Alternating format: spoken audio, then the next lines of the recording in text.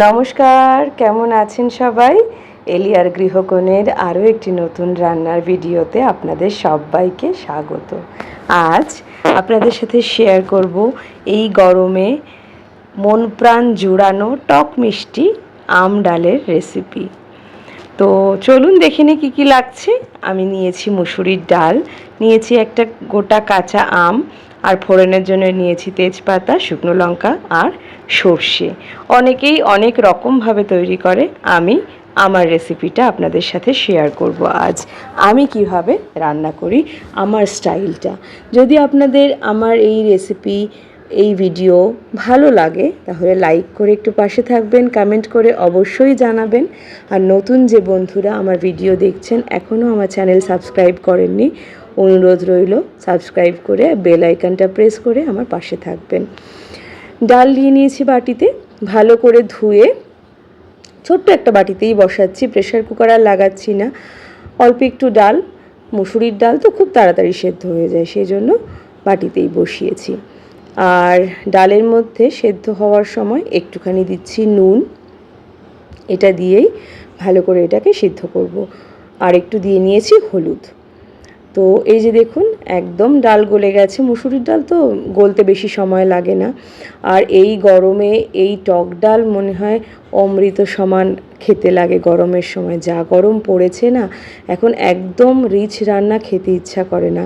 তো এই গরমে যদি আমাদের মেনুতে রোজ দিন এই রকম টক ডাল বা টক জাতীয় কোনো কিছু একটু থাকে, তাহলে তো খাবারটা আরোই জমে যায়, আরও ভালো লাগে, মন প্রাণ একদম জুড়িয়ে যায়। তো ডালটা অনেকটা সেদ্ধ হয়ে গেছে, অনেকটা বলতে পুরোটাই সেদ্ধ হয়ে গেছে। এখন আমি আমটাকে ছুলে নিচ্ছি, ছুলে ভালো করে কেটে নেব। আর এখনই আমটাকে ডালের মধ্যে দেব। অল্প একটু ডাল করছি, খুব একটা বেশি পরিমাণে করছি না, তাই আমি এখানে একটাই আম দিয়েছি। যদি আপনাদের ডালের পরিমাণ বেশি থাকে তাহলে আম আপনারা বেশি করেই দিতে পারেন। আর এই আমটা না সাংঘাতিক টক ছিল, জানেন তো, প্রচুর টক ছিল।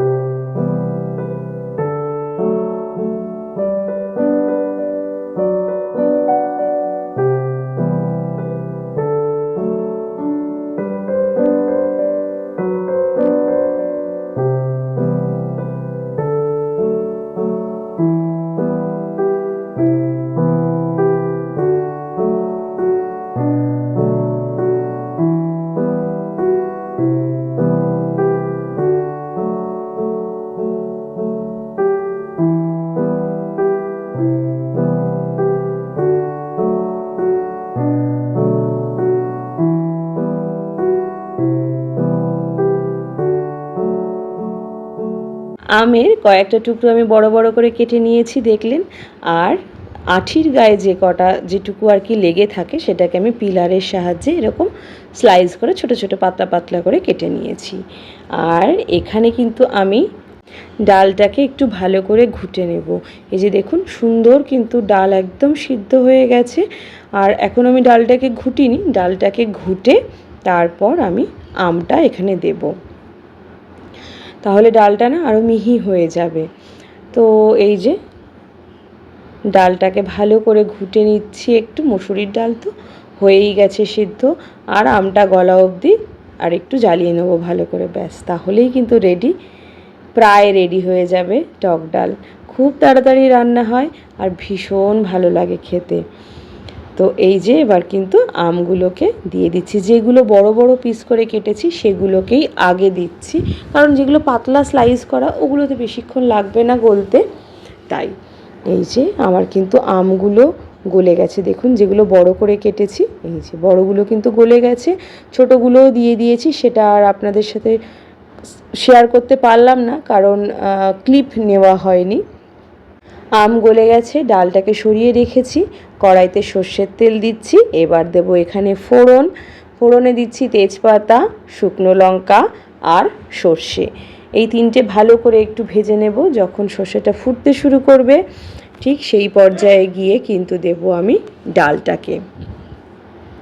আমি না এখানে সামান্য একটু ট্রিক করি, যে কোনো ফোড়নের সময় আমি একবারে কোনো জিনিসই দিয়ে দিই না, আমি আগে অল্প একটু দিই, সেটাকে ভালো করে তেলের ওপরে নাড়াই, নাড়িয়ে তেলের আর ওই যে ফোড়নের যে ফ্লেভারটা থাকে সেটা দেখুন অল্প অল্প করে কিন্তু সবটা অ্যাবজর্ব হওয়ার পর আমি তারপরে পুরো সবজি বা ডাল বা তরকারি যেটাই রান্না করি না কেন সেটা আমি দিই। তাহলে না মেশাতে খুব সুবিধা হয়, আর ইজিলি সেই তেলের যে গন্ধটা ফ্লেভারটা সেটা তাড়াতাড়ি করে সবজির মধ্যে চলে আসে। এখানে দিয়েছি একটুখানি হলুদ, আর একটু নামমাত্র দিয়েছি হচ্ছে জিরে গুঁড়ো, আর একটু নুন দিলাম।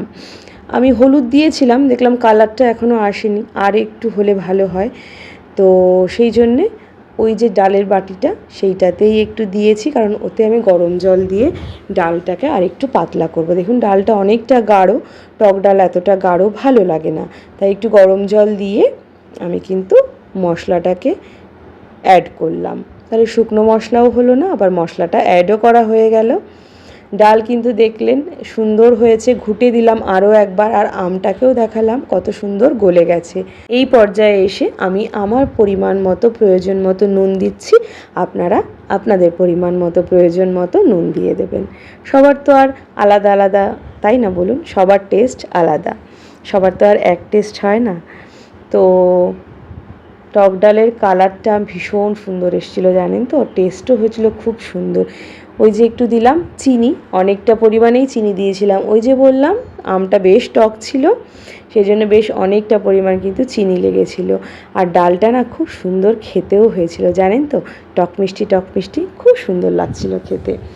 তো ডাল কিন্তু আমার ফুটে গেছে, ডালটা যত ফোটানো হয় ডালের টেস্ট কিন্তু আরও বাড়ে। তো এই যে ভালো করে কিন্তু আমি ফুটিয়ে নিয়েছি। তো টক মিষ্টি গরমের আরামদায়ক টক ডাল বা আম ডাল ইজ রেডি টু সার্ভ। এটাকে আমি নামিয়ে নিচ্ছি সার্ভিং বলে। তো আমার এই ভিডিওটা কেমন লাগলো আপনাদের অবশ্যই জানাবেন। কালারটা দেখুন দারুণ এসেছে। ভাতের সঙ্গে টক মিষ্টি গরমের প্রিয় আম ডাল ইজ রেডি। অসাধারণ হয়েছিল জানেন তো খেতে। তো আজ এই অবধি, আবার দেখা হবে অন্য কোনো দিন অন্য কোনো ভিডিওতে।